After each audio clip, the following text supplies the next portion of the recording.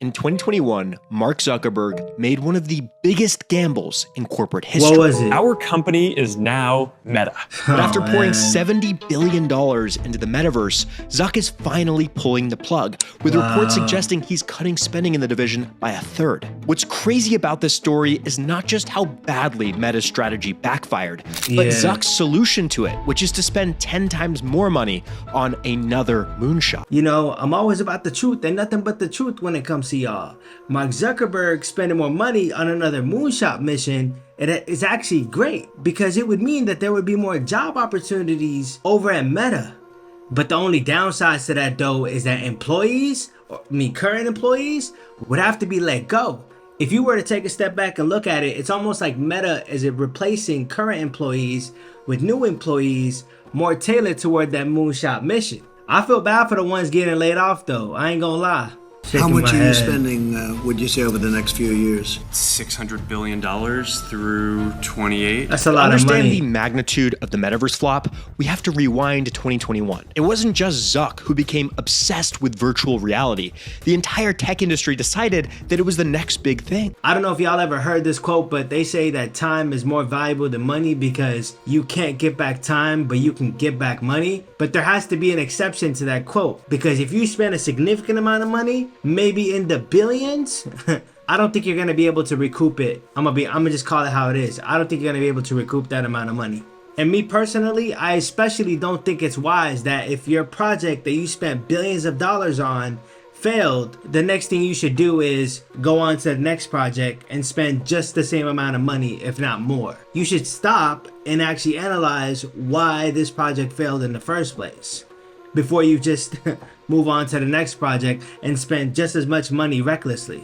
That's not surprising. Introducing Apple Vision Pro. Metaverse? Let's talk about Omniverse. Microsoft announced the Enterprise Metaverse. Nvidia unveiled its Omniverse platform, and even Disney appointed a Metaverse executive. Disney? Of course, no one took this more seriously than Zuck, though. When Facebook rebranded to Meta, they pitched the embodied internet. The world was fresh off of pandemic lockdowns, and when we were told we'd be teleporting to work and owning digital land, it didn't sound too crazy. And for a second, it looked like there was real viability to this vision. The Quest 2 headset was a breakout hit, selling nearly 20 million units by late 2022, which was faster than the newest Xbox model. You know, I'll never forget back in 2021 when Facebook, the parent company, changed its name to Meta. And then there was all these type of talks in the streets and stuff about the Metaverse, you know, and how it was going to be, and it's going to be the future and stuff, and how you can access it by simply putting the Oculus on.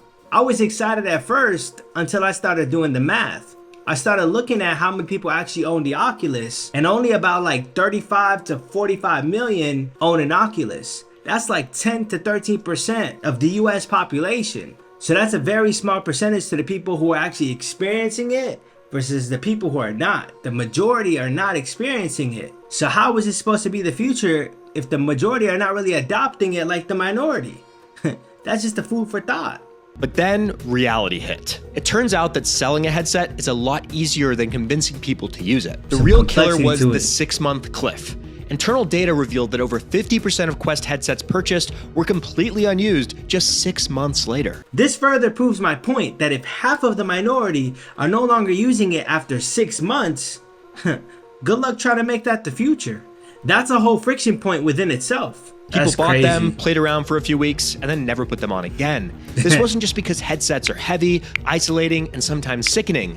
The virtual worlds they let you enter were super mid. When Zuck launched Horizon Worlds, it was supposed to be the future of social interaction. Instead, users logged in and found a world that looked like Wii Sports from 2006. The graphics were cartoonish, and there just wasn't a lot to do. Horizon Worlds dropped to fewer than 200,000 monthly active users not long after launch, and that was well under its earlier target of 500,000. So hold up, let me get this straight. So Meta was projecting that by the end of the year, there'd be 500K monthly active users. But in actuality, by the end of that year, there was only 200K or less than 200K monthly active users. That's a 40% decrease than what they were initially projecting. And if you're asking me, spending billions of dollars and getting a result like that, I don't see that worthwhile at all. But this also goes to the fact that, yo, you can't be going all in on something, especially if you're going to spend billions of dollars when the whole world is not in on it. In 2023, a YouTuber's week-long investigation found just 900 daily users on the platform. Poor engagement was just one factor, though. The public backlash against the metaverse concept was especially loud. I mean, it's not really surprising to me at all, guys, because we got to look at it this way, right? A lot of companies that you work for have been around for at least half a century or more than half a century, depending on when the company was made. And best believe, a lot of that company's business operations have been happening outside of the metaverse for just as long as that company's been around. But the metaverse, on the other hand, is something new, and it has flaws. Like Wii Sports, like Wii quality? Come on, man, you expect me to place my billion-dollar company and try to transition seamlessly in the metaverse? Something that's not even as established as my company and hasn't been around as my company? That's a hard ask for a lot of these companies. That's why the adoption rate is so low. Despite this flaming failure, there was a silver lining. Of all Meta's mixed reality tech, one product actually resonated with consumers. And now the entire company is riding on it. When you throw $70 billion at the wall, you'd hope something sticks. And for Zuck, that was the Ray-Ban Meta smart glasses, which are basically all the company has left to run with. Unlike the bulky VR headsets that isolate you from the world, people are actually wearing these. They can show notifications, capture photos and video, play audio, and let you interface with AI, all while keeping your eyes in the real world. Those Meta glasses y'all been hearing about? Man, they've been causing problems in the street. A lot of people been getting filmed without their consent.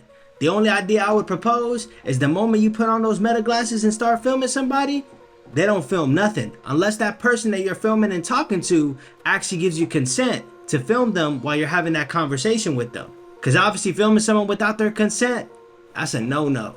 Even legendary tech reviewer Marquez Brownlee praised how seamlessly they blend into everyday life. The rate of improvement is kind of insane. The market data is promising. Meta has sold over 2 million units since launching, now commanding an 80% market share in the smart glasses category. Now, the vision for smart glasses all goes back to AI. While ChatGPT and Gemini fight to win the consumer market, Meta is betting chatbots aren't the long-term venue of how we'll use AI. Zuck's bet is that having the right hardware first is going to win the AI war. It almost seems like they're basically trying to avoid a fierce competition by focusing their efforts somewhere else that these other companies are not focused on. But I got some bad news for Meta.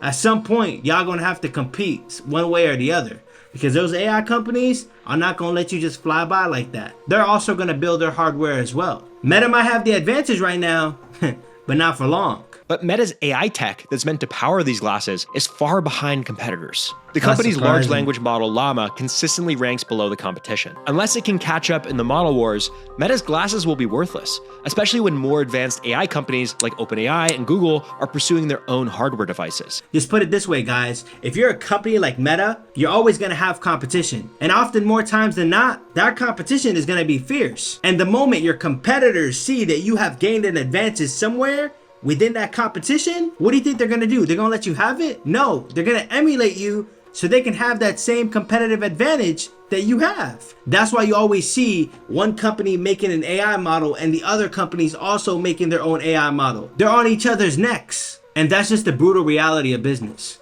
I'm sorry, Meta. I had to be the first person to tell you. If you've been following any kind of market news, you know that every big tech company is sinking vast sums into AI. But Meta's AI spending is way riskier than it is for other tech giants. Meta projects its AI spending to be $70 billion for 2025 alone. That's equivalent to the company's entire spend on the metaverse in 5 years. And next year, it's only going up, with projections north of $100 billion, as Meta chips away at its pledge to spend a whopping $600 billion over the next few years. Whenever you see a company spend a significant amount of money on AI, just know that they're investing on the potential of what the AI could become, as opposed to the actuality of what the AI will become. That's where the gap lies. What it could become and what it will become are completely different things. Now, when it comes to players like Google, Microsoft, Oracle, and Amazon, they have a safety net in their cloud businesses. These companies all have multi-hundred billion dollar backlogs from customers who want to rent their AI data centers. These companies spend billions on NVIDIA chips, and they know exactly how they're going to get paid back. Meta, on the other hand, does not have a cloud business. They're spending like a cloud provider without the cloud revenue. They have less than half the cash reserves of Google, Microsoft, or Amazon, and they're burning roughly 65% of their operating cash on CapEx, a much higher proportion than Google or Microsoft. That's actually new to me. I never knew that Meta itself lacks revenue diversification. because when you think about it, the companies that it owns only make money through selling ads. And if the ad market takes a hit, then Meta takes a hit. Unlike its competitors like Google and Amazon, they subsidize their income beyond the ads. They sell products. So if the ad market takes a hit, they still got other ways to make money, unlike Meta. Yeah, that's a major competitive advantage. Meta, y'all gotta start making products, man, straight up. Every dollar that Meta spends on AI chips has to be recouped by either making you look at more ads or selling you smart glasses. This is basically an all-in poker move with the company credit card, and investors are skeptical that Zuck can pull this off. As they have many times in the past, investors are scared about Zuck's plans. After Meta's Q3 earnings, the stock took a nosedive. It's down over 15% from its all-time highs because investors are worried about this big AI spending. Shoot, I would pull back too. If I spent a significant amount of money on a company and that company started staring in a different direction that I wasn't so confident of as an investor, I'm prioritizing my return on investment. If my return on investment is placed on uncertainty because of where that company plans on heading, pullback is the safest option. When the world moved from desktop to mobile, people thought Facebook was dead. And Zuck practically monopolized ads in that medium. When Snap and TikTok came in, Zuck cloned them and won. And after Apple made sweeping privacy changes, Zuck still came out on top. Overall, Meta has a cash machine for a core business. It generated $51 billion in revenue just last quarter, growing 26% year over year. Right now, Meta is trading at the cheapest valuation of the Magnificent Seven stocks because uncertainty creates upside.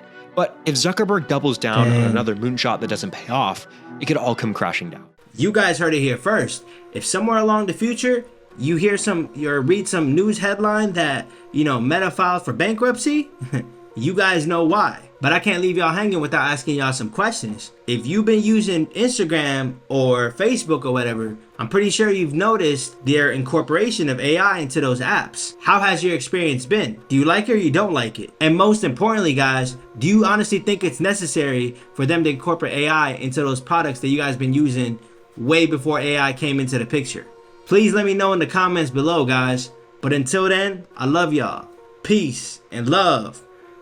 I'll see y'all next time.